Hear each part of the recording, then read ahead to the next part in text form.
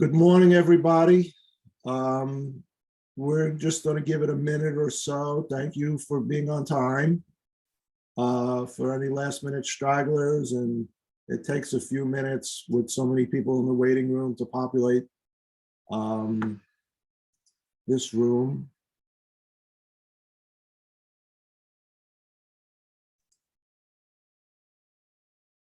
They're still coming in.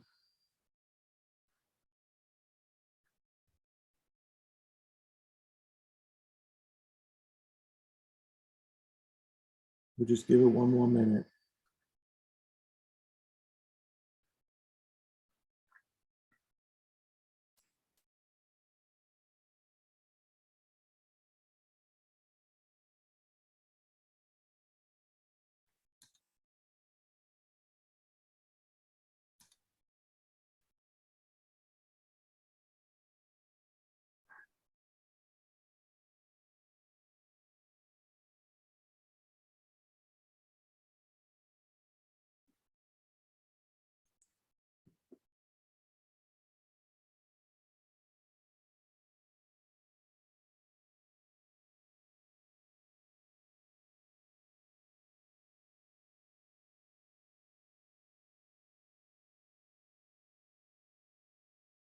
Okay, I think we're good.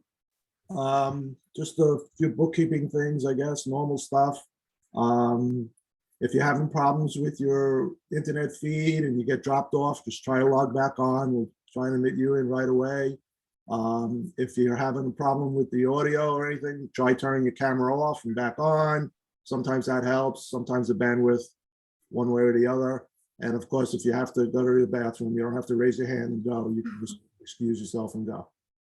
Okay, guys? So unless there's any real questions. So welcome to the 2022 CMB Claude Moore Community Builders Graduation Ceremony. For those of you who do not know, my name is Steve Wilson. I am the Executive Director of Loudoun Youth. Before we go any further, I'd like to acknowledge some special guests that we have joining us today. So in the room, well, first and foremost, I'd like to acknowledge all the CMC builders and their families for joining us today. You guys are why we do that. Yep, let's give a round of applause for you guys. I'm glad you could make it on a Saturday morning. Also in the room, we have Alexa Severo. She's the president of Loudoun Youth, the board of directors. We have Chairwoman Phyllis Randall of the Loudoun County Board of Supervisors. We have Dr. David Goodfriend. He's the director of the Loudoun Health Department. And we had, I'm not sure if I saw her, she could be here, Dennis Corbo from the Loudoun County Public School Board. I think that's Denise Corbo. Yeah. Denise Corbo, I'm sorry. You're right. What did I say? Dennis. All right, Denise. I'm sorry, Denise. If you are here, I apologize. And we have many of our nonprofit partners in the room as well, and we'll get to them later on in the program. And there's Denise now. The Claude Moore Community Builders is a teen volunteer and leadership training program connecting Loudoun youth to their communities through volunteerism. A 10-month program, CMCB has graduated over 355 builders. The Claude Moore Community Builders program was started in 2007 with 15 builders and runs from June to March annually to develop and instill a culture of service and leadership in Loudoun County's youth. The 355 builders have been part of the program to date. That does not include you guys in the room today. And returning builders, students have been participants in previous years and come back, act as mentors for the new participants. And currently, a builder alumni also sits on the board of directors for Loudoun Youth Incorporated. He couldn't be here today, but Reed Frazier actually participated in this program when he was in high school here in Loudoun Youth. During the program, high school age participants are matched with nonprofits where they provide 50 hours of volunteer service. They also participate in 30 hours of group service and with other builders group service with other builders at special events, and attend 20 hours of training on topics including leadership, communication, and team building. Claude Moore was born in Danville, Virginia in 1892. He would later describe his childhood in the Southwest Virginia town of Radford and Roanoke as one of poverty, steeped in the values of hard work and thrift. He attended the University of Virginia Medical School and opened a medical practice in Roanoke. He later became chief of radiology at George Washington University Medical School. Dr. Moore began investing in underdeveloped Northern Virginia land in 1931, acquiring many of his holdings at public auctions. He typically stocked these properties with cattle or sheep, or leased them to tenants for farming. When he retired from practice of medicine in 1956, Dr. Moore turned his full attention to land investment and for a time was one of the largest landowners in Loudoun County, Virginia. By the mid-1950s, Dr. Moore decided he had enough of medicine and continued to invest into city, county, and rural real estate and farming and never regretted anything. Dr. Moore established the Claude Moore Charitable Foundation in 1987 to enhance educational opportunities for young people in the Commonwealth of Virginia and elsewhere. He specifically seeks to help the talented and underprivileged, culturally and economically, of our society to maximize their educational development through literacy and advanced academic pursuits. So, through the generosity of Dr. Claude Moore and the Claude Moore Charitable Foundation, the Claude Moore Community Builders were established to further Dr. Moore's ambitions. Prior to the 2021-22 CMCB program years, builders volunteered approximately 38,000 hours of community service, bringing a total investment to Loudoun County to just about $1 million of community impact. That's pretty impressive. To the current group of builders, that's you guys. You are adding to a legacy that is strong and significant and will sustain a lasting impact on your neighbors, your friends, and your family and your community. Just this program year alone, there were 149 applicants and 53 accepted builders, representing 15 Loudoun County schools. Together, you partnered with 34 Loudoun County local nonprofit organizations and logged in over 3,100 hours of volunteer service. That correlates to a community impact of more than $111,000. So in case you haven't noticed, your efforts make a huge contribution to the place where you live, you grow up, you go to school, you play, and maybe someday have a family of your own.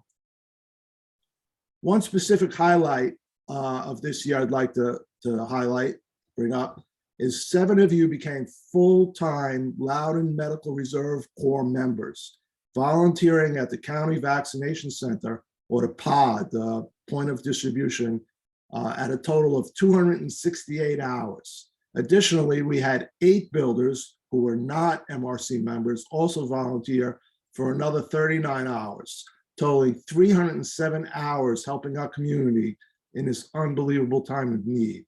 Kudos to you guys for stepping up to do that. And for your efforts do not go unnoticed.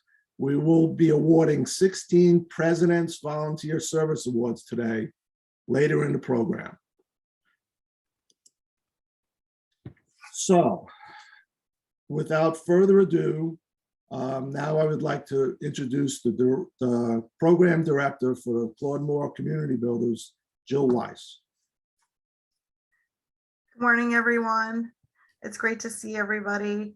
It is hard for me to believe that this year's program is coming to an end already, because it seems like just yesterday when we started, and we started the year with so much uncertainty. We didn't know whether builders and their families would feel comfortable with them even applying to the program coming out of COVID. We didn't know whether our nonprofit partners would have their programs start again, whether there would even be volunteer opportunities. But I am so glad that we went ahead and did the best we could to have this program, because thanks to the flexibility and the resiliency of our builders and our nonprofit partners, it's been an incredible year. And there were certainly bumps in the road. Some builders had to switch placements because their initial placements had to be changed because programs changed because of COVID outbreaks or just COVID related incidents. So, but they were great. They didn't give up. They were flexible and they switched into new partnerships with different nonprofits, new positions. And we were able to find new positions for almost all of you. For those who we couldn't find a new position for, you didn't give up either. You really stepped up and attended as many possible group service events that we offered so that you could really get as much as you could out of this program. And I commend you for your efforts to do that. While I didn't get a chance to see all of you at your individual placements, I have heard rave reviews from your supervisors at those nonprofits saying how much they value and appreciate all of your efforts. And I have to say that as proud as I am, I'm not surprised at all when I hear comments like that, because I've had a chance to see you at the group events and you're incredible. And what I want to do now is just share a few memories of some of the group events that we had this year, because I want your parents to have an idea of what you were doing during all those hours that you were away from home volunteering through this program. One of the earlier events that we had this season, we helped an organization called Keep Loud and Beautiful. And they have an annual river cleanup where they clean up the Potomac River. They have volunteers that go out early in the morning and fish out tires and trash and all sorts of things from the water. They load up their boats. And then when they come into dock, they're pretty exhausted. And that's where our builders were there ready and waiting to help them unload their boats and to bring all the trash and the tires up a very steep hill to the trucks where the trash could be properly disposed of. So the teens worked hard, they worked together. There was a lot of heavy stuff, so they couldn't carry it alone. They worked together. At one point, they even had a chain of builders going up the steep hill. They would roll the tire to the next person.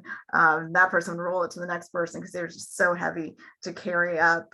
It was a great day. It was a great day of teamwork.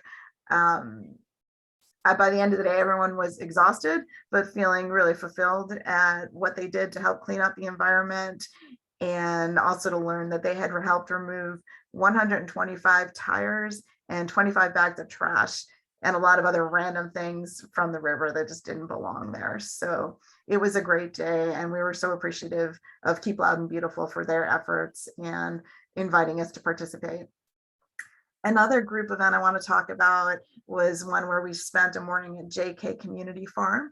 And this was a new nonprofit partnership for us this year. The JK Community Farm, for anyone who's unfamiliar with it, they have a few staff members, but primarily all of the produce that they grow is harvested by volunteers, and all of it is donated to local food pantries. So it's an incredible operation, but they need a lot of volunteers. So we organized a day where builders went out, and actually one of our builders, her volunteer placement was at JK Community Farm. She was doing an internship there. So when we arrived, she was able to lead all of us in our efforts and show us what to do. And I would say most of our builders, if not all of them, had never worked on a farm before. Some had never even gardened. So it was a brand new experience. But they spent the morning picking lettuce and tomatoes, eggplants, even watermelon, which I'd never seen grow before. It was pretty cool. After they picked all the produce, they sorted it, they bagged it, they weighed it, they loaded it onto a truck that was headed to Loudon Hunger Relief that very same day.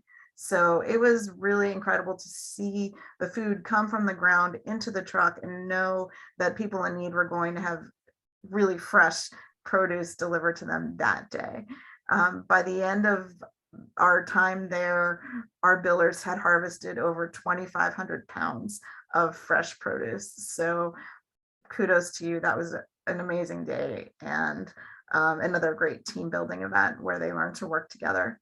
One final event that I want to talk about was one of the earlier ones in this season, where the Ashburn Volunteer Fire Rescue Department asked us to provide volunteers to help with a fundraiser. It was a grilled chicken dinner fundraiser. They used to have pancake breakfast, but because of COVID, people couldn't come into the building and eat anymore. So they transitioned to selling these grilled chicken dinners where they would grill the chicken and make all the sides. People would place orders ahead of time and then come pick it up in their cars. They didn't even have to get out of the cars because volunteers would bring the food to them. So we had builders that showed up throughout the day, lots of different shifts. Some were there all day. They arrived early. They helped in every way they possibly could. They made coleslaw, they cooked beans, they prepared the chicken to be put on the grill, they packaged the food, delivered it to the cars. They really went above and beyond. And we had one particular builder, this was one of my favorite memories from this year. At one point, one of the volunteer coordinators from the fire department asked if anyone would be willing to do something. And she immediately raised her hand enthusiastically and looked around and was kind of confused why nobody else was raising their hand to volunteer. And it was only at that point that she realized there had been a miscommunication. She thought that the volunteer coordinator had asked if anyone was willing to help make chicken soup, but actually the volunteer coordinator asked if anyone was willing to wear a chicken suit.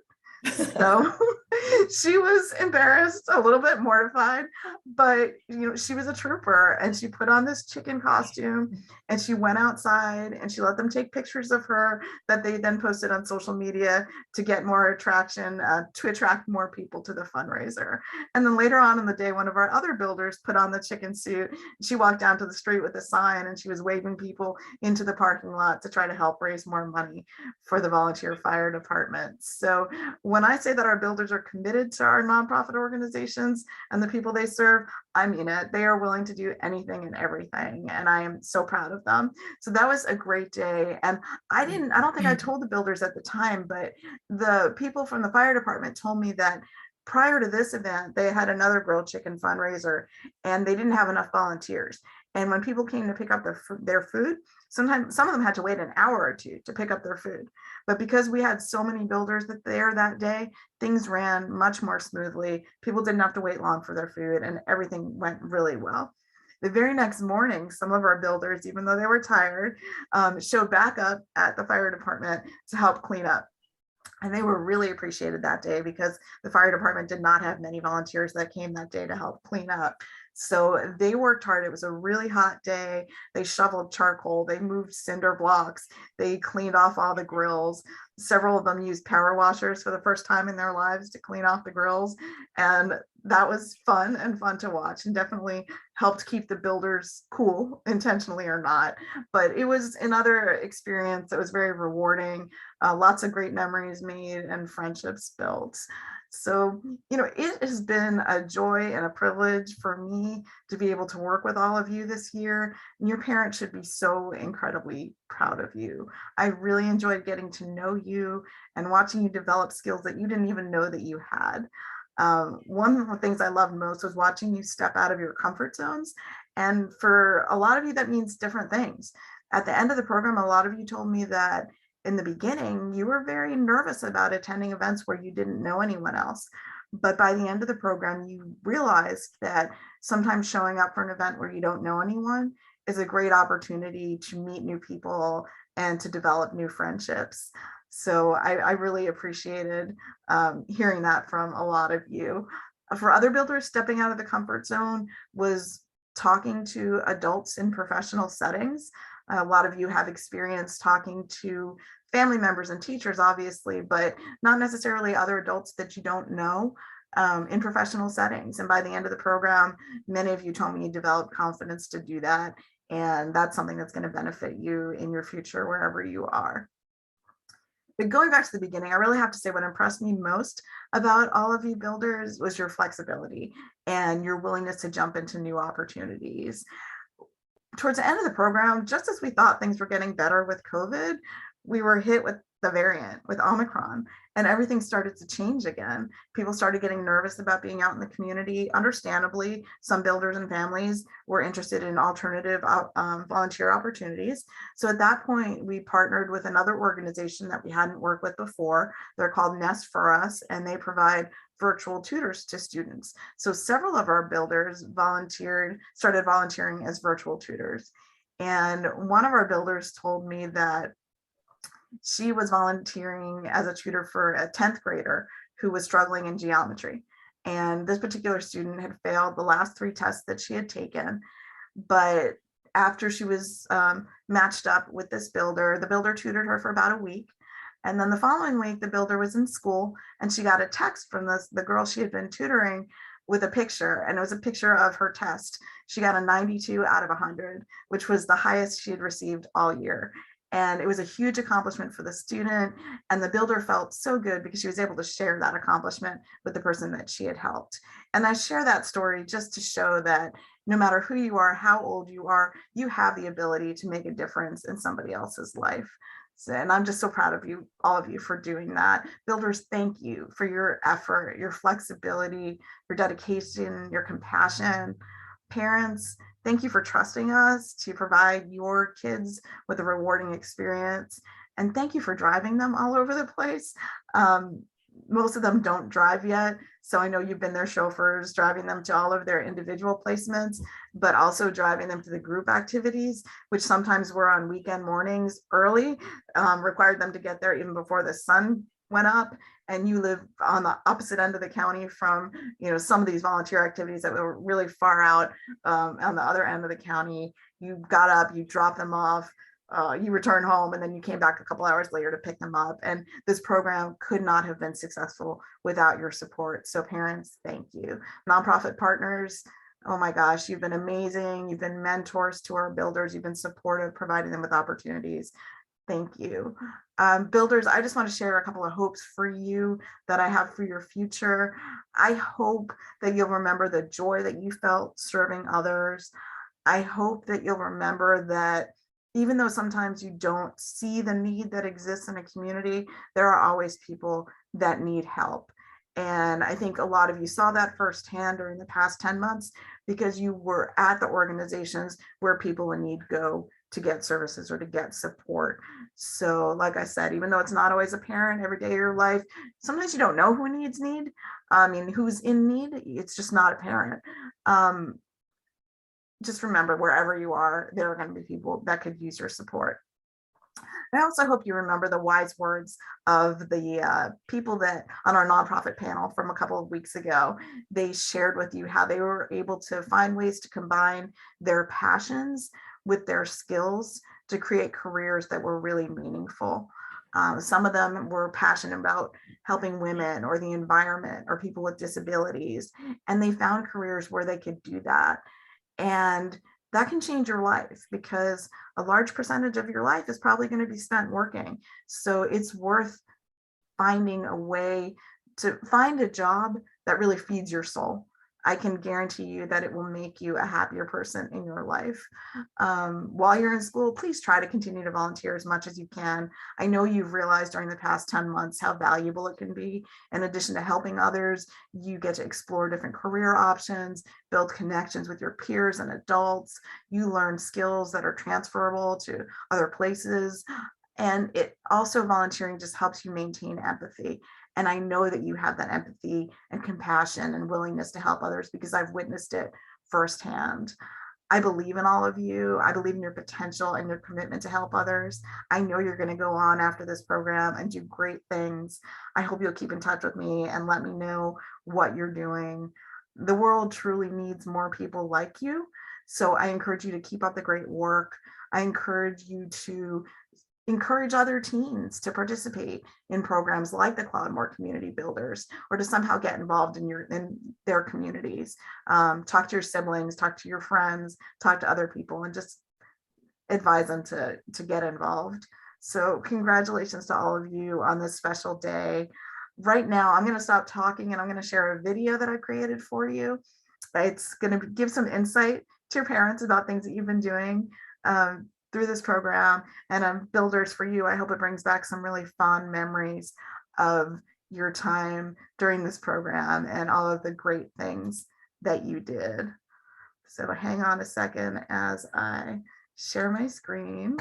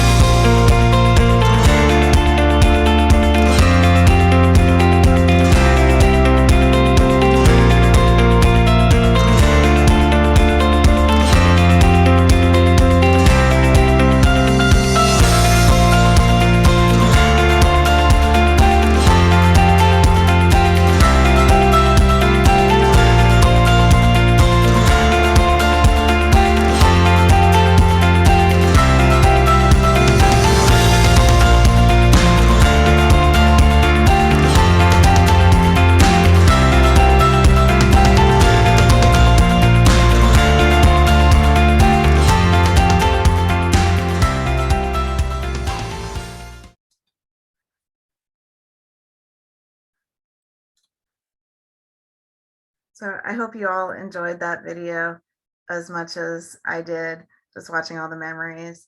At this point, I'm going to turn the program over to Steve, who is going to introduce our first speaker.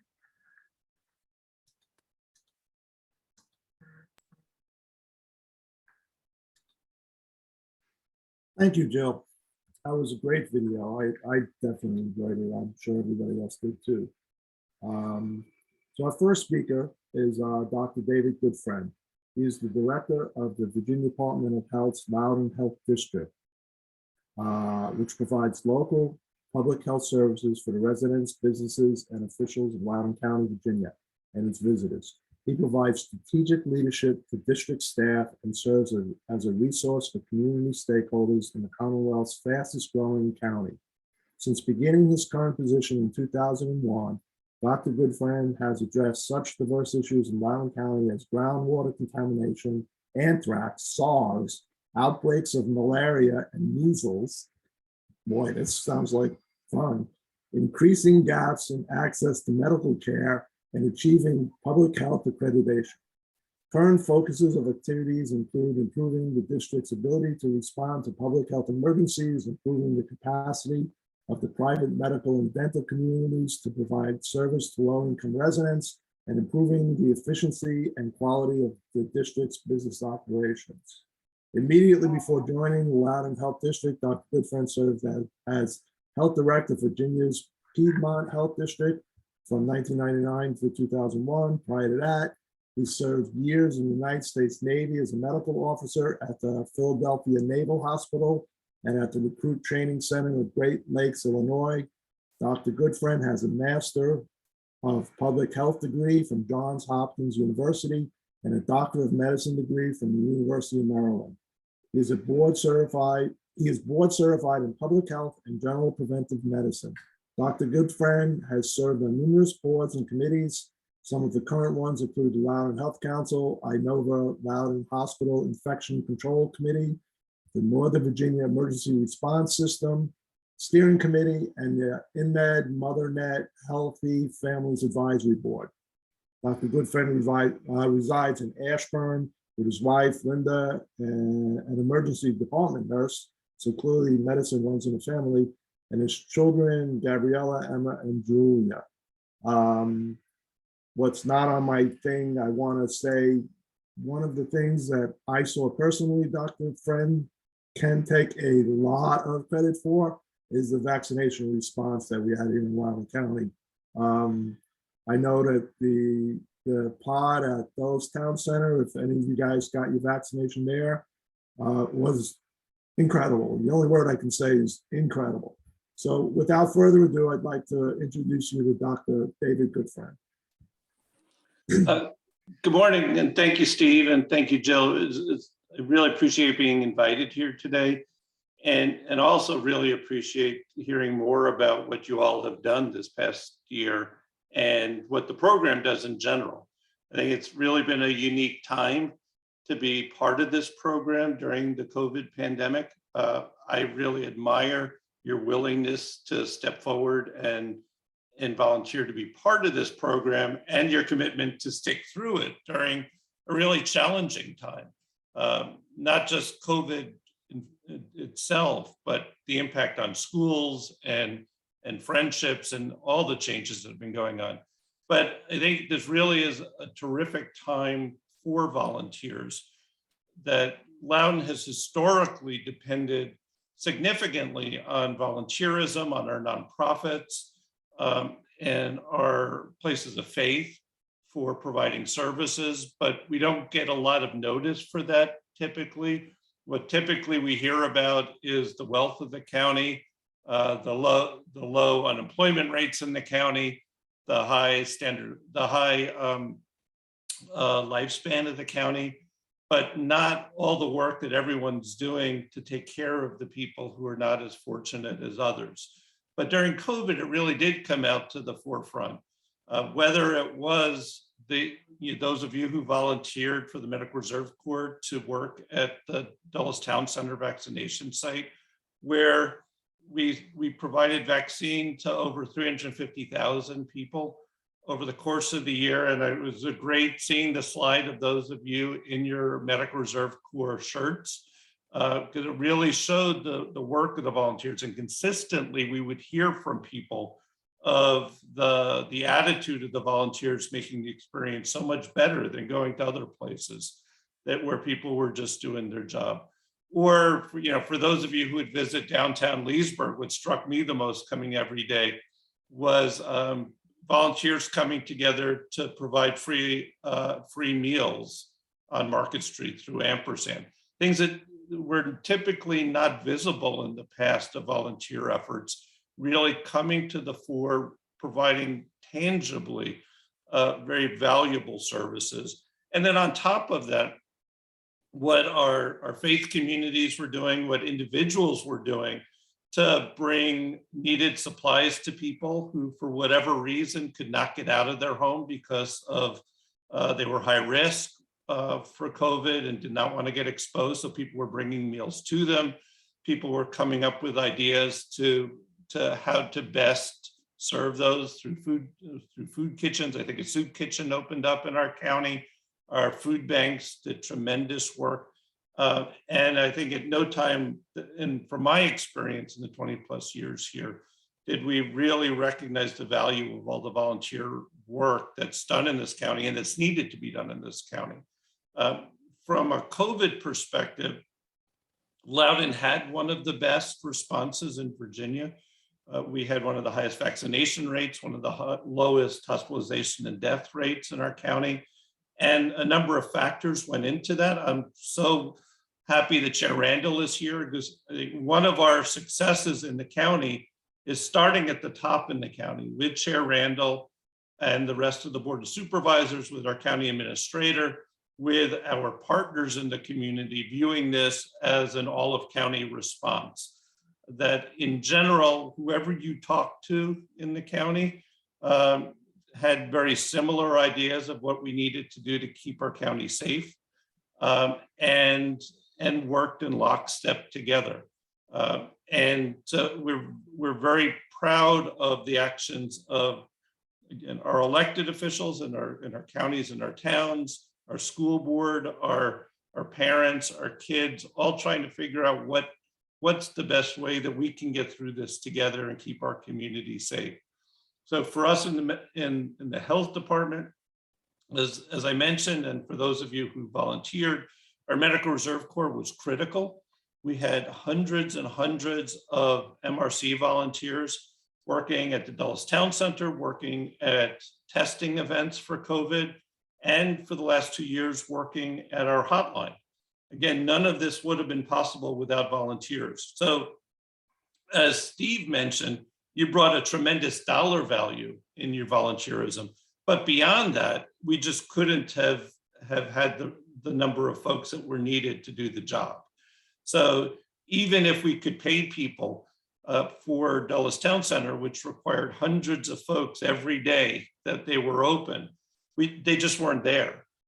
So we relied significantly on our volunteers, both the MRC and, again, since its inception, the Loudoun County Fire Rescue volunteers who put in that time to serve their fellow residents. So I do want to thank you all. For those of you who were 16, like my daughter, who were able to join the Medical Reserve Corps, thank you for joining up to the Medical Reserve Corps. The need for the MRC continues. It started, we had one of the first Medical Reserve Corps in the country, starting in 2003. And as soon as we were allowed to be able to reduce the age to age 16, we did, because of how critical the involvement of high school students are, not only as a source of volunteerism, but because you easily know issues that are important to your fellow high school students and to your communities that we may not. So it brings in that knowledge base to help us respond better. And we've had high school MRC members help with our Zika response. Some of you may be old enough to remember Zika when that was a concern. Probably not remembering the malaria outbreak we had, and maybe just in the back of your memory, the H1N1 response, which similarly depended significantly on volunteers to vaccinate students in the school. And hopefully, and as I've shared with Chair Randall over the last 2 years, unfortunately, COVID is smarter than us. And regardless of what our plans, it may have other plans for us in the future, but hopefully we'll never have to mobilize to the same extent as we have in the last couple of years to respond to COVID. But that's why we continue to need a strong MRC.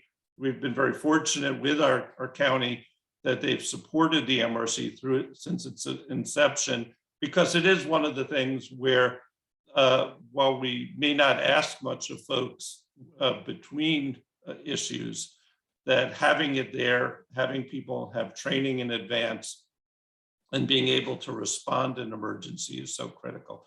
So again, want to thank those of you who volunteered with us with the MRC, and thank all of you who during this critical time chose to, on top of everything else that you were going through, everything that your families were going through, to volunteer for the community and help us through this pandemic. Thank you.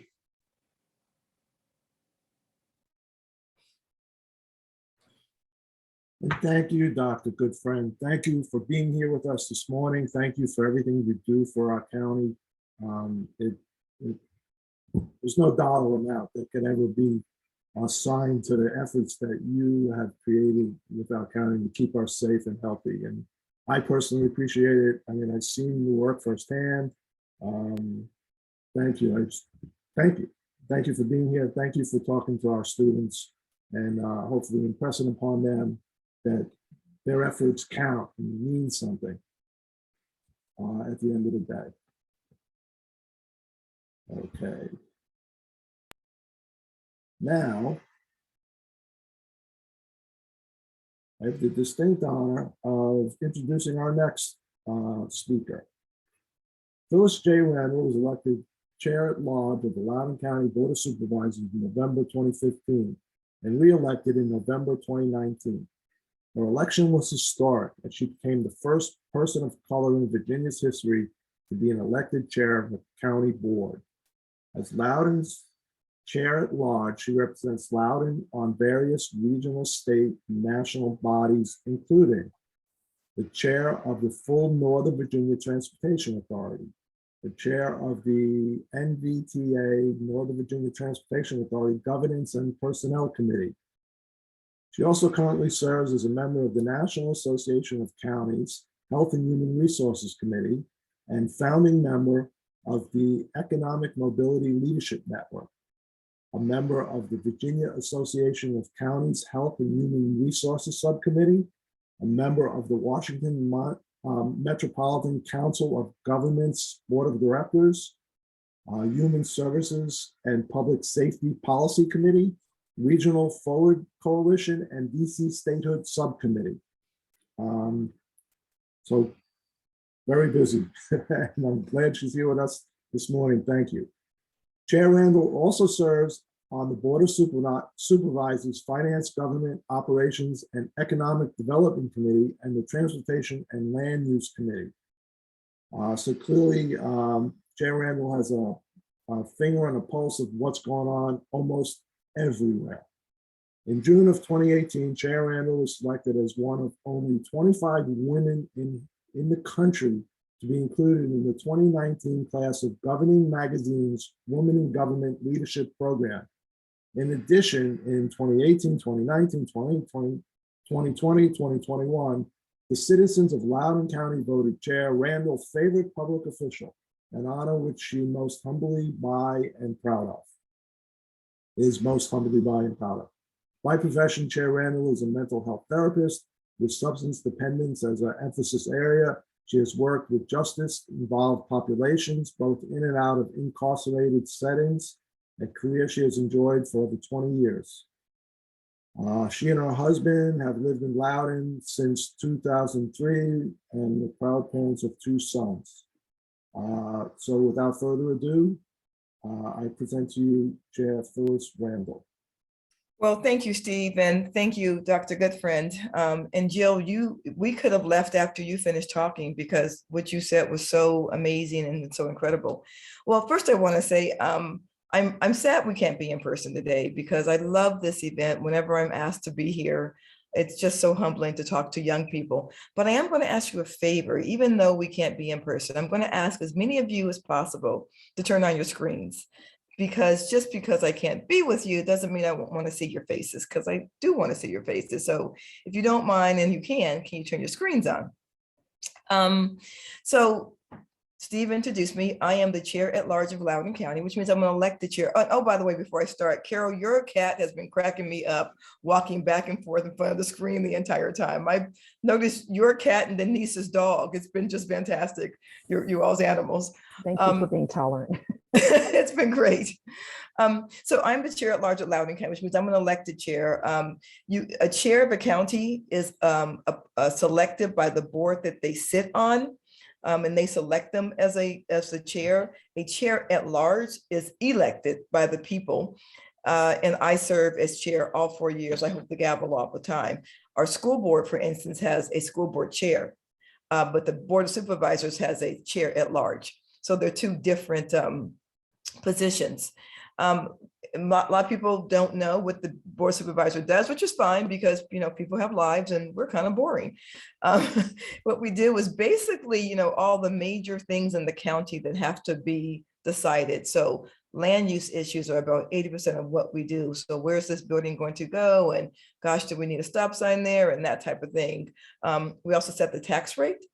And we fund the county government, including the county school system. So we fund the schools, we fund fire and rescue, we fund the sheriffs, we fund parks and recs, all those things. So we do all the business of the county is what you do as a county supervisor. And it is an amazing, amazing position. I am just very, very blessed to serve in this position. I will say the past 2 years have been kind of tough. COVID has been tough. I think when we all started COVID, at least for me, I remember thinking, how long could this last? A couple of months, maybe, at the most would be in mask for a couple of months and then we'll be out and on our way. And 2 years later, we are starting to definitely come out of it, but I don't think any of us thought that this was going to be 2 years. Well, maybe Dr. Goodfriend, because, he's kind of brilliant. So maybe he knew that would be 2 years, but I actually thought it was going to be a couple of weeks to a couple of months. So it's longer than we thought. But I will say that as hard as COVID has been, and I will talk about that in a second, I'm so proud of our county's response to it. Dr. Goodfriend talked about the volunteer response, which is amazing. But I will also say that, Loudoun was the only county that the supervisors never left the dais. We had meetings, in-person meetings, every single meeting. And that's because I believe as an elected official, if people are going to come in to talk to us, there should be somebody on the dais. We should never all leave the dais. And so we kept the dais open. We kept all of our counters open. We are the only county in Virginia that did not stop holding meetings in person. That's pretty impressive. And all of our counters in the county building stayed open. So we did that because we had a lot of people working really, really hard in county government to keep us going. Having said that, COVID's been tough. We have lost in COVID as of last Friday, it was 368 people. And although Dr. Goodfriend is absolutely correct, our response and our death rate was much lower than other counties. I never forget that every single one of those people is somebody's mom or grandmother, sister, or brother. It's somebody that someone loved. And so even though we talk about COVID in numbers, we don't forget that those were real human beings. I would tell you every single day, the hardest part of my day for the past 2 years was 11:30, because 11:30 is when my staff would knock on my door and bring the COVID numbers in from the day before. So it would be the COVID hospitalizations, new infections, and deaths. And I would take like a big deep breath and just kind of pray that there were no deaths that day, and often there were. And so, I spent a lot of my time in the COVID response and writing letters and just, trying to support Dr. Goodfriend and the Loudoun Medical Courts and to do all that we can do. I remember one day in particular in COVID that was a really interesting day, because if you remember early on, there were a lot of people who didn't believe COVID was real. And so there were protests, and there was a group of people that were protesting outside of my office, and they started protesting like 2 or 3 times a week. Later on, they went to just Fridays, but they would come outside my office and they would protest. And at the time it was 2020, and they were calling COVID the Randall scandal, as if, you know, I did it all by myself. So I was sitting in my office one Monday morning, and I got a phone call from, and Dr. Giffen, you may remember this, got a phone call from one of our nursing care centers. I won't say which one. And it said, Chair Randall, the residents over here are not eating. And I went, what do you mean they're not eating? Did the food go bad? What do you mean that they're not eating? And they said, no, all the food service staff either has COVID or has been exposed and had to go down and go out. There's no one feeding them. And it was a Monday morning, and I said, when did this happen? And they said, on Friday. So I'm like, oh my gosh. So I get up, I walk down the hall, I grab the county administrator, and between the county administrator and the county staff, Dr. Giffen, we got not only food over there to them, but we contacted another hospital and got some of the hospital staff to help with service. And it was just it was just such a like all hands on deck, everybody, let's get this done right now moment.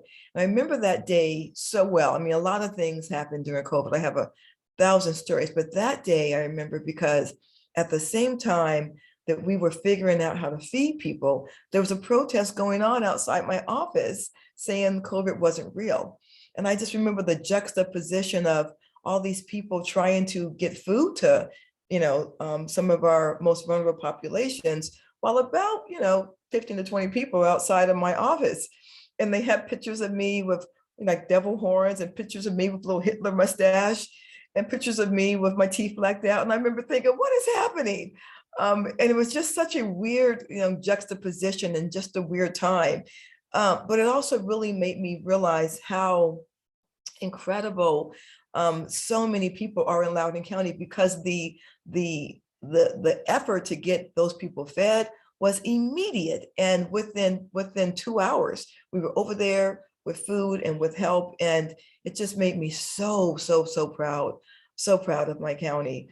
I will say that this year, and you all probably know this better than most because you've been doing it, our nonprofits have been absolutely incredible. Our nonprofits have been really our most valuable community partners, have been members of our nonprofit community. I just want to try to go over a little bit of what had to happen during COVID because of, and that our nonprofits did.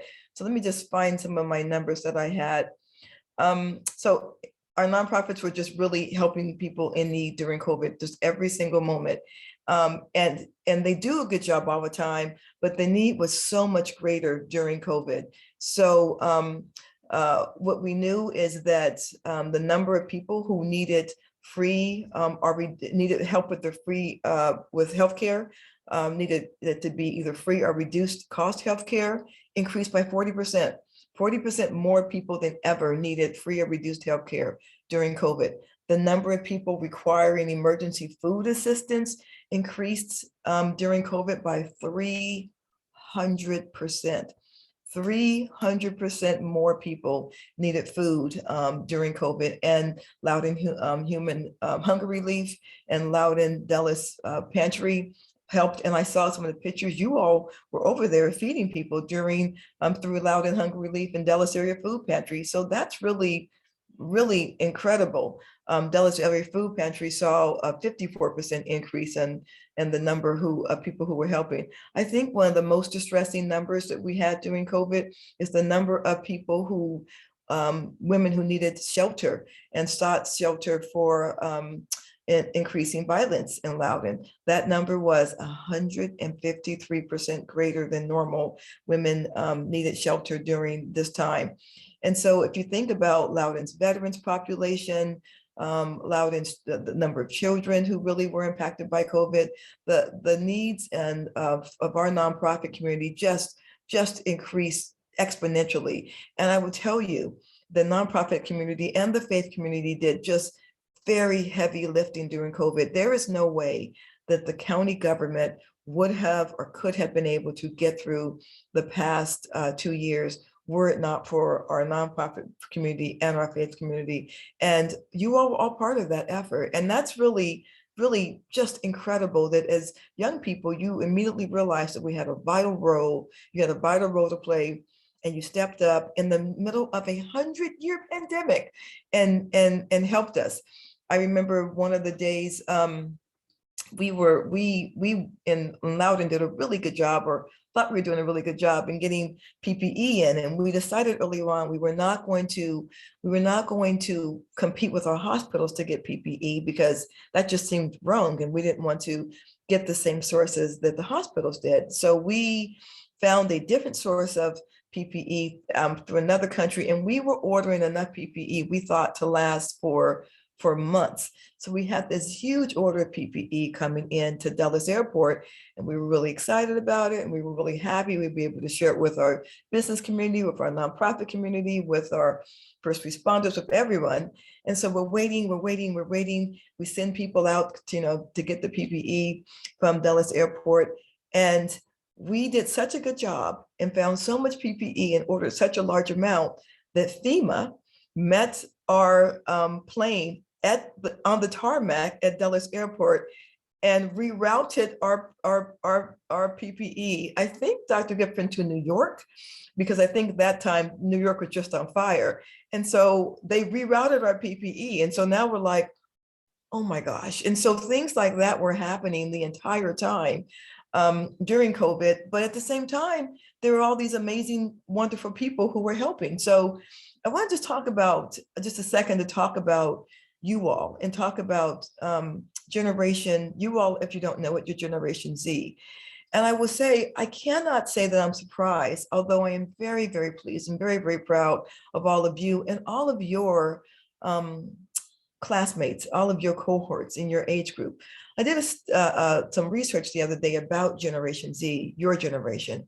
And the reason I'm not surprised is because what it said about your generation is this: Generation Z is the most outward facing generation that's ever come along. Now, part of that is probably social media and the internet, and the fact that you all can talk to people who live in Australia and in Canada. You talk to people all across the world, but you are some of the most socially involved, socially connected people. You're also some of the most accepting and inclusive people. And so you accept people of different backgrounds and different genders and different experiences and different differing abilities and different ages. You are the most kind of inclusive, accepting generation. You're also the generation that seems to give back more. Everyone talks about how you all are always on your phones or on your gaming devices. But the truth is, if you look at the numbers compared to the millennials, compared to Generation X, you all have more public service giving back hours than any generation since, I think it's like 1950, since the greatest generation. And so, never let anyone tell you that you all are not people who care, who pour into your community, who give back all the time. And you do it in a time that I think must be hard to grow up in. I will tell you, as a young person, I made some pretty stupid mistakes and did some pretty stupid things. But for us, for me, for Jill, for Steve, for Dr. Goodfriend, for Denise Corbo, the things we did that were boneheaded were not plastered all over social media for weeks and weeks and weeks. Whereas the things you all do, so I'm gonna tell you, as I get ready to come and tell you a cute story. Well, it's cute now, wasn't cute then. And this is done much better in person. I remember when I was a sophomore in high school, and there was a young man I just thought was just everything. His name was Robert Mosley. And so I used to, he was a junior, I was a freshman, and I would always try to find ways to get his attention.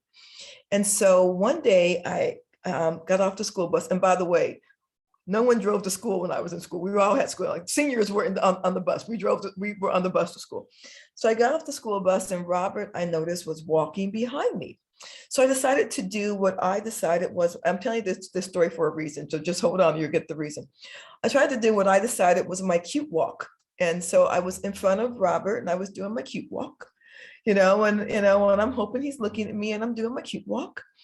And at one point I thought to make sure he was looking at me. So I looked back to see if he's watching me do my cute walk. And as I'm looking back, I walked smack into a pole and fell down. And my forehead, I still have a little scar up there, my forehead's bleeding. And Robert walks by me and he goes, "You okay?" And I'm like, on the ground, blood dripping. And I'm like, I'm fine. Now, when I was in school, everyone knew about that. And I got teased about that for probably a week. If that happened with you today, that would be put on social media and it would go around the world and it would be played on a loop. And you all would have to deal with that for weeks and weeks and weeks. And people in other places would be, enjoying your most humiliating moment. That is your lives right now. You don't have the lives we had. You have it in some ways. Social media and all the internet makes it easier because when's the last time someone's gone to a card file to do your research? But in some ways it makes it so much harder because everything you do, every mistake you make, everything you do is blasted on social media. So this is my only advice I can give you and tell you. As young people, step away from your devices sometime, because you know what? No one, and I mean no one, looks like their profile picture on their social media device. No one is that pulled together as their social media profile. No one is that beautiful. No one is that happy. No one's skin is that clear. No one wakes up with their hair looking like that. That is not real life. Real life is what you all have been doing over the past months. Real life is getting out in the community and cleaning up. Real life is helping people in need. Real life is the Loudoun Medical Reserve Corps. Real life is fighting with your parents. Real life is figuring out why you cannot figure out this geometry problem. Real life is wondering, do I measure up? That is real life. And so never compare what you know is your inside with what other people present on their outside. Their outside and your inside are not the same thing. So don't do that. Don't do that. Step away from your devices and continue to do what you've been doing the past year. Because as Jill said, and I cannot say it better than her, we need you. We need your brilliance and your talent and your humor and your caring and your love and your excellency. We even need your frustration and your anger. We need your best days and your worst days. Generation Z is the most powerful generation to come along since the greatest generation. You really, really are. We need you. And so stay there, stay in the fight, believe in yourself, listen to your parents because they still know more than you. I promise you. I have 2 Generation Z children. I promise you I know more than them for now. Listen to your parents. When you go to college, call your mom. Listen to your parents and just remember how wonderful and how special you are and how much you are needed. Congratulations. I look forward to hopefully meeting you all in person one day. And I just think you're wonderful. So thank you for having me here today. Steve, if I have to drop off a little early, I have a ribbon cutting at 11, so we have to drop off a little early, but I'm going to stay on as long as possible to watch the awards. And I really, really, really appreciate you all having me here today. Thanks. Thank you, Chair Randall, so much for coming again. I know you come every year, and every year you inspire our builders, and you gave great advice and shared a lot of wise words. So thank you so much for being here today. We are at the point in the program where I am going to introduce our builders and tell you a little bit about the work that they've been doing. So hang on a second. Can you all see that screen? Let's see. Okay, so I'm going to tell you about our individual builders, and I am also going to recognize this year's recipients of the President's Volunteer Service Award. like Steve said, we have about 16 of you. Congratulations. There are different categories of President's Volunteer Service Awards. There are bronze, silver, and gold medals. And it's a very prestigious award that's awarded by the White House based on the number of hours that you serve.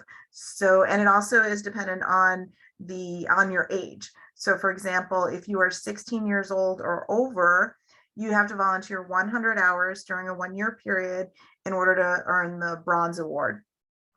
If you are 15 or younger, then you have to volunteer 50 hours in a year to get the bronze award, 100 hours to get the silver, and 150 to get the gold. If you fall in the category where you were 15 when this program started and now you're 16, it's a little bit more complicated, and your hourly requirements, whether you fall into the 15-year-old category or the 16-year-old requirements, are dependent on how many months you were 16 during the whole program. So what I'm going to do, I'm not going to get into the specifics for each builder because it's kind of complicated, but I will announce for those who earned an award, I will announce what level award you earned. So I am going to get started. And our very first recipient of the Bronze President's Volunteer Service Award is Maggie Heim. Congratulations, Maggie.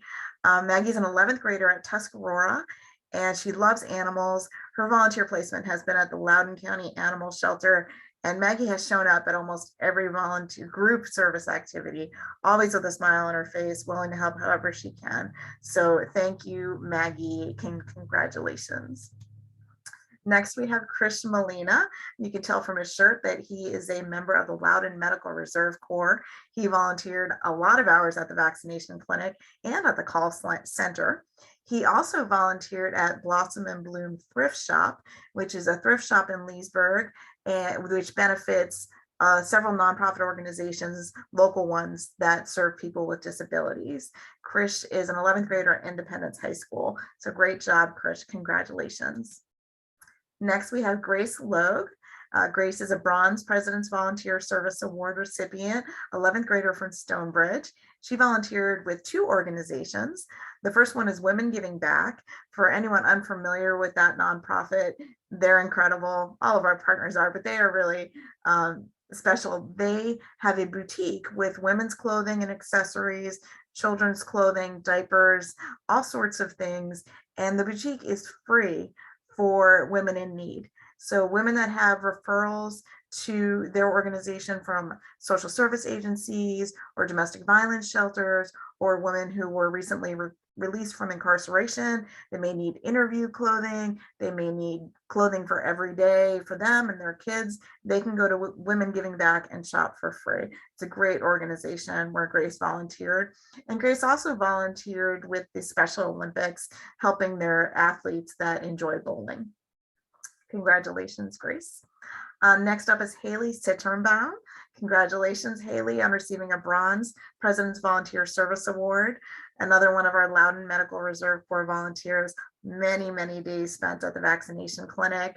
She's also a Special Olympics volunteer, and she's helped the athletes with volleyball and swimming. She's an 11th grader at Riverside. Congratulations, Haley. Next up is Shamali Rao. Shamali is another Bronze President's Volunteer Service Award recipient, also a Loudoun Medical Reserve Corps volunteer. She's an 11th grader at Independence High School. And in addition to volunteering at the Loudoun Medical Reserve Corps, she helped at a lot of our group service events. So congratulations to you.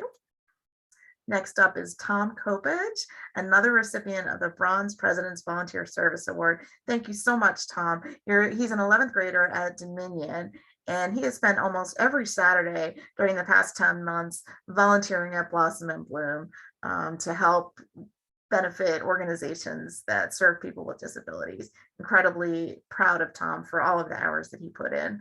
So congratulations, Tom. Next up is Yuban Lee, another Bronze President's Volunteer Service Award recipient.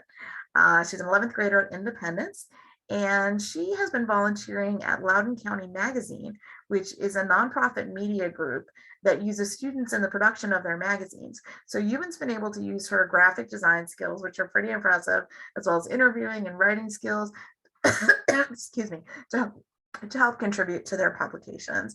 And Loudoun County Magazine is a nonprofit organization that I hope that we are able to work with more in the future. Euban also attended tons of group service activities. So thank you for all of your hard work, Euban. Next up is Sienna Longendijk. Sienna is our only gold President's Volunteer Service Award, so very proud of her. She's a 10th grader from Loudoun County High School, and she volunteered at the Arc of Loudoun, but she also spent a significant number of hours last summer volunteering as a counselor at the local surf camp. So congratulations, Sienna. Next, we have Will Anderson, who is our only silver President's Volunteer Service Award recipient. He is a 10th grader at Tuscarora, and he volunteered at 2 organizations. Last summer, he volunteered at the Franklin Parks Arts Center, where he helped with their summer music festival, and then in the fall, helped with their Halloween tours. He's also been a Special Olympics volunteer helping with bowling. Congratulations, Will. Next is Tanisha Karan, who was a summer camp counselor at the Claude Recreation and Community Center and also helped out at the county vaccination clinic. She's an 11th grader from Potomac Falls High School and a bronze recipient. Thank you, Tanisha. Next, we have Danielle Engel, a bronze President's Volunteer Service Award recipient, 10th grader at Briar Woods. I have to say, Danielle had one of the most unique and I think appropriate for her interests kind of placement. Danielle is an aspiring astrophysicist, and Franklin Park Arts Center in Purcell actually had a mobile planetarium last summer where she was able to assist them with their planetarium shows for kids, families, and camp groups. I know they loved having her because of her passion for the topic, her interest, her expertise, and she really enjoyed being there as well. And she also volunteered at the county vaccination clinic. So great job, Danielle. Next is Nishita Kancharla, another bronze President's Volunteer Service Award recipient, 9th grader from Rockridge High School. And last summer, she was a camp counselor at the Claude Recreation and Community Center. Next, we have McKenna Lyons, who is a 9th grader at Potomac Falls, bronze President's Volunteer Service Award recipient. And she partnered with, she volunteered at Veterans Moving Forward, which is an organization that we partnered with for the first time this year. They are incredible. They train service dogs for veterans. And McKenna has been volunteering with them since last summer and plans on continuing to volunteer with them even after the program ends. So congratulations, McKenna. Next, we have Anwita Shamanor.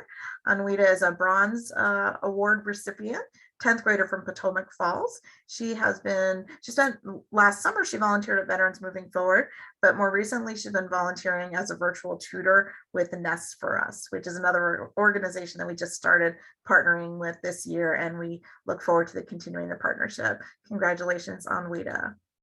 Next, Nicole Jorge, bronze President's Volunteer Service Award recipient.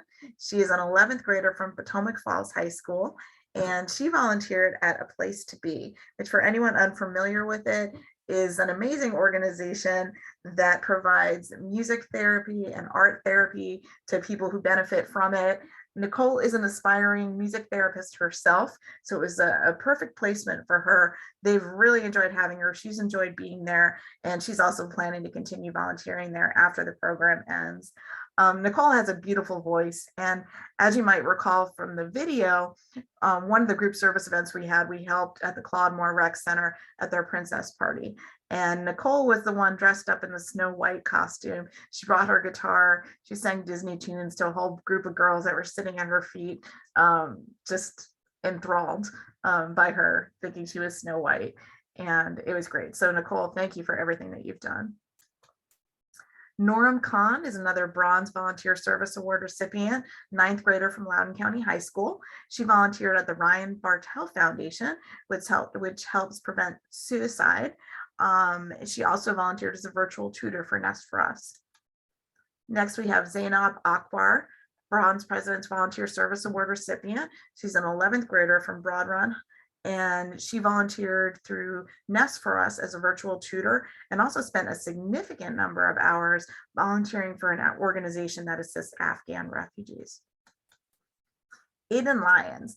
Aiden is a senior at Potomac Falls High School, and Aiden is our only returning builder this year. We didn't have a program last year because of COVID, but in his sophomore year, he was a builder until the program had to stop because of COVID. So he really enjoyed when he was a sophomore volunteering at the Loudoun Heritage Farm Museum with their kids programs and in other ways. So when he joined us again this year, he asked if he could be placed there again, and he was. He's done an amazing job. They're really going to miss him when he goes off to college next year. And I also want to mention about Aiden that he helped us apply for a grant recently. There's a grant where it's a grant made available to organizations that serve youth. But part of the requirement for the application process is that you have a youth write a letter of recommendation and participate in an interview in order for you to be eligible for the grant.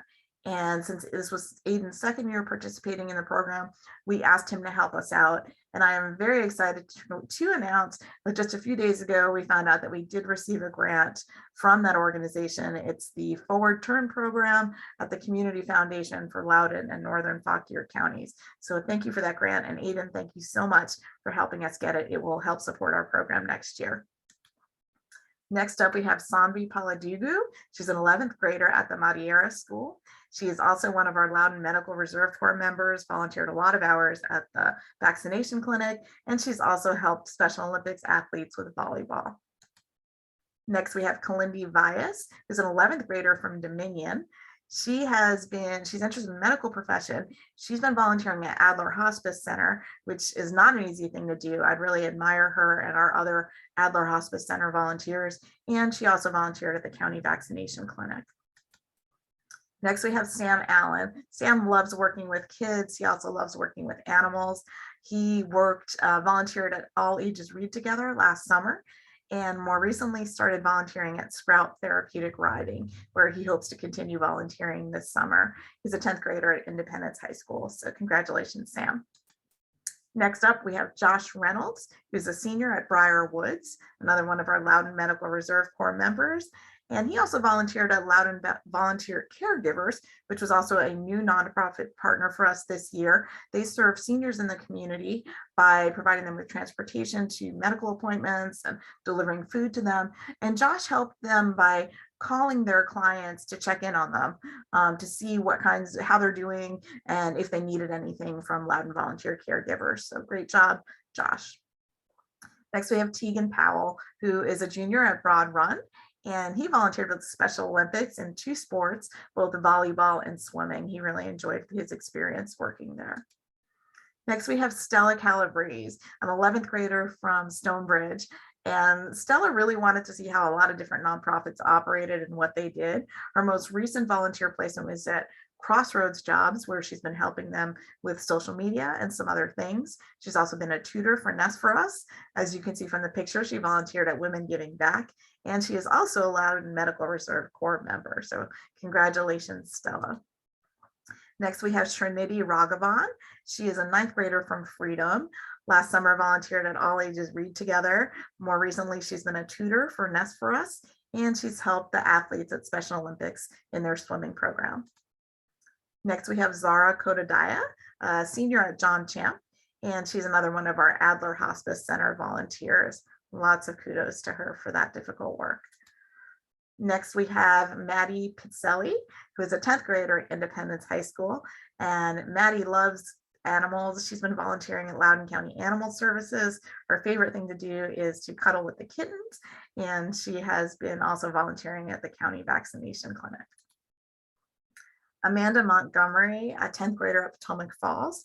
She's been volunteering at InMed Partnerships for Children, which offers a lot of programs for people in need, as well as children in need. She helped with their children's programs and also as part of their community response program, where people can come into their building and receive free food, clothing, diapers, any kinds of things that you need. Amanda's also showed up at a lot of our group service opportunities, always with a smile on her face, ready to help. So congratulations, Amanda. Next, we have Sarah Goad, a 10th grader from Briar Woods. Sarah has been a virtual tutor for Nest for Us, and she's also helped at tons of group service activities. Thank you, Sarah. Next, we have Abhi Valega, an 11th grader from Broad Run. He volunteered at Blossom and Bloom Thrift Shop and also at our county vaccination clinic. Next, we have Shivani Sukumar, 9th grader from Freedom High School. She volunteered with Arms Wide Open Childhood Cancer Foundation, which was also a new partnership for us this year. And Shivani interviewed childhood cancer survivors and their family members to write stories about them that the organization will use to help raise awareness about childhood cancer and to raise awareness about the need for funds to find cures. So great job with that. She's also been tutoring through Nest for us. Krishna Maraju is a 9th grader at Freedom High School, and she's enjoyed volunteering for the Special Olympics, helping their bowling athletes. Next, we have Emily Leah Broughton, who is a senior at Independence. She is an intern at the JK Community Farm that I mentioned, and you saw during the video. She hosted, mentored volunteers, taught them how to harvest, sort the produce. She also had a personal project during her internship there where she installed water meters throughout the farm and created ways to track their water usage. So I know she's had a great experience and they really appreciated having her. Next, we have Shri Posani, an 11th grader from Stonebridge, another one of our great Loudoun Medical Reserve Corps volunteers and Adler Hospice Center volunteers. So thank you, Shri, for all of your hard work. Next, we have Matt Tran, a 10th grader from Independence High School, another Special Olympics volunteer, and he helped with soccer. Next, we have Miranda Archibald, a senior at Stonebridge. She volunteered with another one of our new partners, RESET, which stands for Resilient Experiences for Children Exposed to Trauma. And Miranda attended some of their group discussions and helped represent the organization at some special events. Next, we have Vaishnavi Naguboyina. She's a 10th grader at Independence, volunteered a lot of group activities, and her favorite volunteer activity was the Ryan Bartel Foundation's 5K color run for suicide prevention. Next is Addie Kessler, 9th grader from Stonebridge. She volunteered with Special Olympics bowling and also last summer spent time volunteering with Veterans Moving Forward, helping to train their service dogs. Mohammed Azar is a 10th grader from Stonebridge High School, attended tons of our group service activities, and also helped at the county vaccination clinic. Next is Samiksha Bujagowni, a 10th grader from Independence, helped at a lot of our group events, and her favorite activity was also the Ryan Bartel Foundation's 5K color run. Next, we have Ashvi Buragav Pandya, an 11th grader from Rockridge. She was a virtual tutor for Nest for Us. We have Pranav Yarlagada, 10th grader from Rockridge, and he volunteered at Mobile Hope, which is an organization that helps people in need in a lot of different ways, but their primary mission is to help homeless teens. A great job, Pranav. Next, we have Rishi Medadi, senior at Independence, volunteered at a lot of group events and also at Loudoun Cares. Next, we have RJ Badahara. He is a 10th grader at Briar Woods, and his favorite volunteer activity this year was Shocktober at the Ark of Loudoun. Sophia Cifuentes is an 11th grader at Potomac Falls. She volunteered at Women Giving Back. Good job, Sophia. Next, we have Rayhan Haidar. He's a 9th grader from Freedom, and he volunteered at Keep Loudoun Beautiful, which is an environmental organization where he worked on ideas for environmental seminars. Next, we have Aya Ibrahim, 9th grader from Freedom. She was also a volunteer at Arms Wide Open Childhood Cancer Foundation, helped them with the shoe drive and some other things, and always smiling at our group service events. Next, we have Lily Hanif. Lily's a 10th grader from Independence High School, and her favorite volunteer activity was Spooktacular at the Claude Rec Center. Next, we have Sabia Hossein, a 9th grader from Freedom High School. She volunteered also at InMed Partnerships for Children. She was helped with their children's programs and including doing some tutoring for them. And congratulations to Sabia. I hope you're listening. She had to sign off for a couple minutes earlier because her cat just had kittens and she had to go check on them. So I hope they're all doing well. Caitlin Santoni is an 11th grader at Independence. She helped support InMed Partnerships for Children through an organization at her school called PASTA. Emily Drake is an 11th grader at Heritage. Her favorite activity was a Winterfest at the Claude Community and Rec Center. Ava Kessler, name might sound familiar because her sister Addie I already mentioned. Ava is an 11th grader at Stonebridge. She also volunteered with bowling at Special Olympics and last summer at Veterans Moving Forward. Last but not least, we have Rohan Kotla. Rohan is a ninth grader at TJ High School. He volunteered at Keep Loud and Beautiful. Among other things, he was part of their youth advisory group and did some research for a blog about recycling. Congratulations, Rohan. Congratulations to all of our community builders. You've done an amazing job. I'm so proud of you. Since this ceremony was virtual, I am going to schedule a time and a place where we can meet sometime in the next few weeks for you to pick up your CMCB certificates. And also for those of you that earn the Presidential Volunteer Service Award, you'll be able to pick up your medals and your certificates signed by our current president, Joe Biden. So congratulations to all of you. Last thing I want to say is I just want to, hold on, let me stop sharing my screen for a second. I want to thank Steve Wolfson, the executive director of Loud and Youth. He looks surprised. Of course, I'm going to say something about you, Steve. Now he's embarrassed. Steve is an incredible boss, and I have been fortunate enough to work for him at 2 different organizations. We worked together at another nonprofit before he came to Loud and Youth, and I followed him here, somehow twisted his arm into hiring me to help direct this program. Thank you for trusting me to do it, especially during this crazy year. Thank you for being the best boss ever. Steve pretty much lets me do whatever I want with the program most of the time, not everything, but most of the time lets me do what I want. But if I ever need advice, have questions, need support, need him to back me up, fill in for me for, at an event because I'm sick or for any other reason, he is there for me 100%, has my back. This program would not be what it is without Steve's support. So thank you, Steve. And I am going to turn everything over to you now for, I think you're going to introduce one more speaker and then have some closing remarks. So thank you all. Thank you, Jill, for those kind remarks. You make it easy. You just make it very easy for me. So I don't think I could say anything better than that. All right, so where are we?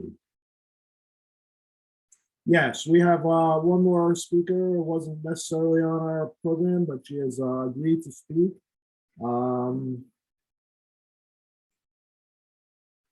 She is our at-large member of the Loudoun County Public School Board, Denise Corbo. Would you like to say a few words to our group?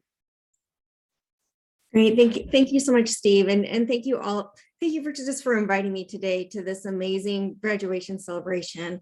As a former Loudoun County educator, current school board member, and nonprofit leader, I've spent my whole life giving back to children and to families, and there's nothing that fills my heart more than seeing all of our youth involved and giving back to our community in so many wonderful ways. I mean, there's so much need, and to hear all of the wonderful organizations that you've given your time to is just incredible. So now that you have volunteered in this outstanding program, you carry that experience in your heart. And as you move forward in your life, we hope that you continue to give back and also inspire others to do the same. Thank you to each and every one of the graduates for giving your time, your talents to make our community and world better. It's you that can make all the difference in this world. And I'm just so very, very proud of each and every one of you. So thank you and congratulations.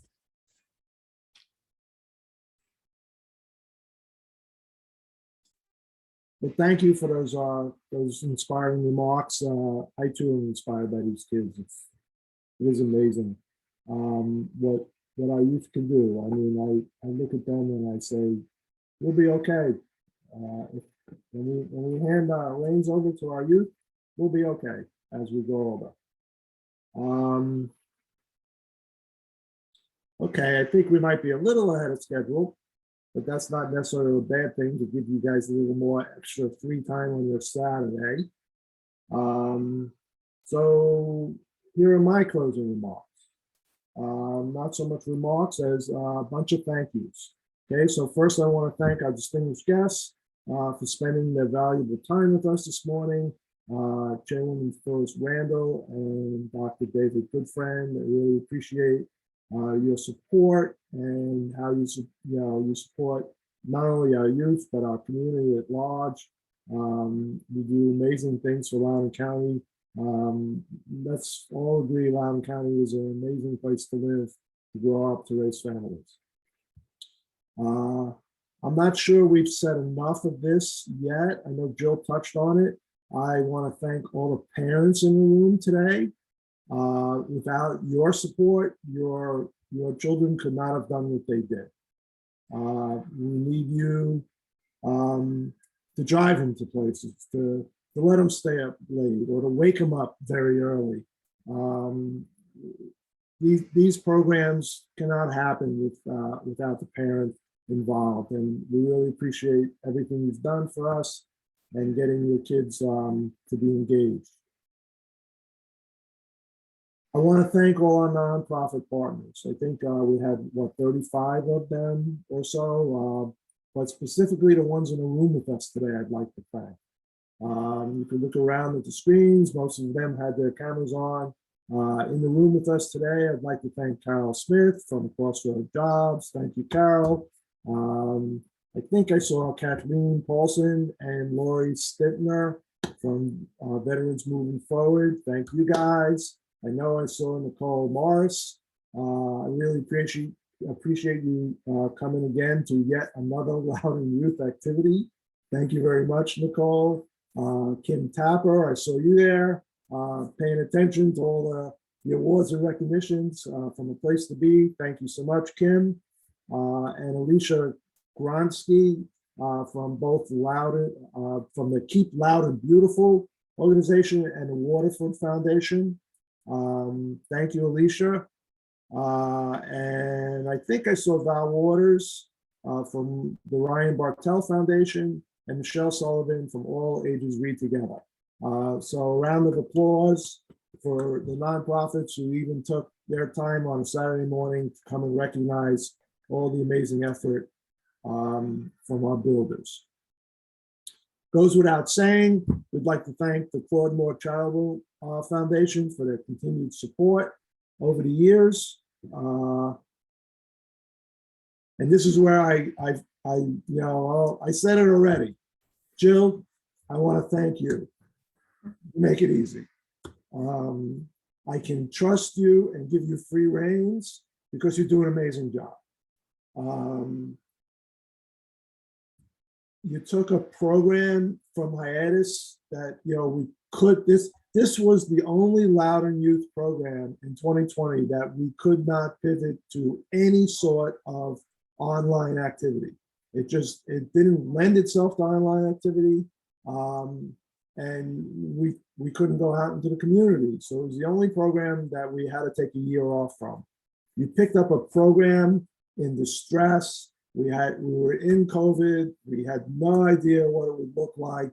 We had no idea what opportunities were out there. You were flexible, you were accommodating, you kept at it, you expanded our network, you kept in touch with all the builders. You did an outstanding job. You made my life easy. And thank you, Jill, for everything you did. You're welcome. Can we have a round of applause for all of our builders and nonprofit partners? You can unmute yourself if you want. Right. Last but not least, I want to thank the builders themselves. We couldn't do this without you. If you didn't show up, we wouldn't have a program. So thank you for the builders. You put in, I forget how many hours, coming and going. You made Loudoun County a better place to live. There's no doubt about it. So to the builders, thank you so much. Have I forgotten anybody? I think you covered it all. Okay, so unless anybody wants to jump in, say something, you can raise your hand. I thank you for coming on behalf of Loudoun Youth Incorporated and our president, who's been in attendance the whole time, Alexa, and the rest of the board of directors. Thank you for participating in our program. We have other programs. I guess I should do a shameless plug. The Step Up Loudoun Youth Competition. That main event will be this Thursday at the Loudoun County Public Schools, where teams will vie for the top 10 positions at the finals. We currently have applications open for the Loudoun Youth Leadership Program for this summer. 1-week course where you guys get to meet lots of business and community leaders and do team building and communication seminars and leadership seminars. And I believe starting tomorrow, the applications for Claude Moore Community Builders is going to start up for the 2023 season. And oh yeah, come out and visit and hear the best Loudoun youth garage bands in Loudoun County at the Loudoun's Battle of the Bands, April 1st at the Tally Ho Theater. Starts at 6 o'clock. So we have a great show lined up for there. So with that, I will thank you all for coming and wish you that you enjoy the rest of your weekend. Bye, everybody. Great job. Congratulations. Have a good weekend. You too. Bye. Have a wonderful weekend. Thanks. You too, Tom. Thank you, Jill. Bye. You're welcome. Bye, Nicole. Thank you so much, Jill. You're welcome. Great job, Danielle.